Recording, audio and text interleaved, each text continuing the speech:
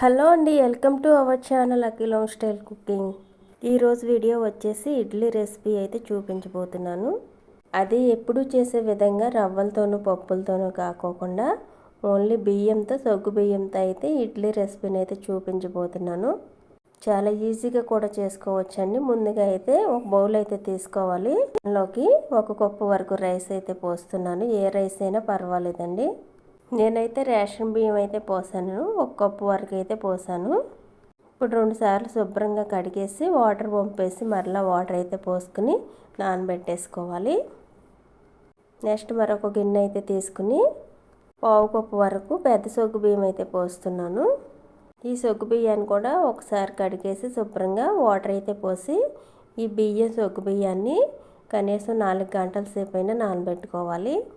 4 గంటల తర్వాత అయితే చూపిస్తున్నాను. చూడండి, బియ్యం అయితే బాగా నానిపోయాయి. ఇప్పుడు మరలా 1-2 సార్లు కడిగేయండి. కడిగిన తర్వాత సగ్గు బియ్యం కూడా చూపిస్తున్నాను. ఇవి కూడా బాగా నానిపోయాయి. ఈ విధంగా మెత్తగా అయితే నానాలి.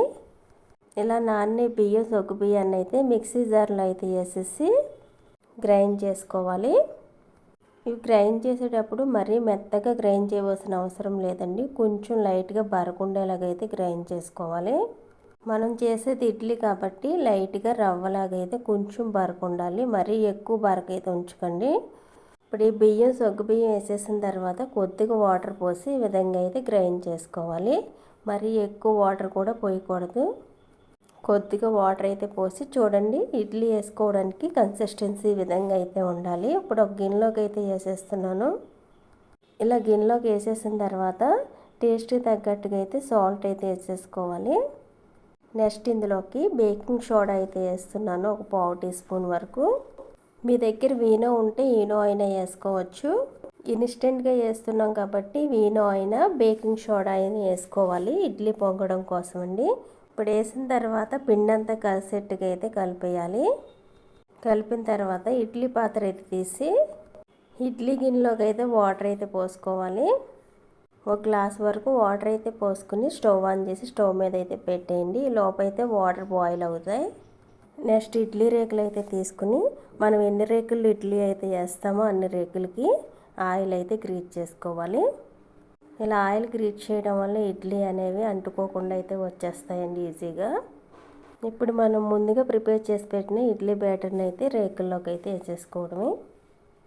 ఈ విధంగా మనకి ఎన్ని రేకులు ఇడ్లీ కావాలంటే అన్ని రేకుల్లోకి వేసేసుకోవాలి.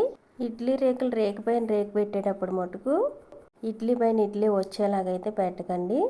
ఇడ్లీ పైన హోల్స్ వచ్చేలా అయితే పెట్టుకోవాలి. అప్పుడే ఇడ్లీలు పొంగుతూను వస్తాయి, రేకులు కూడా అంటుకోవు, పర్ఫెక్ట్గా అయితే వస్తాయి.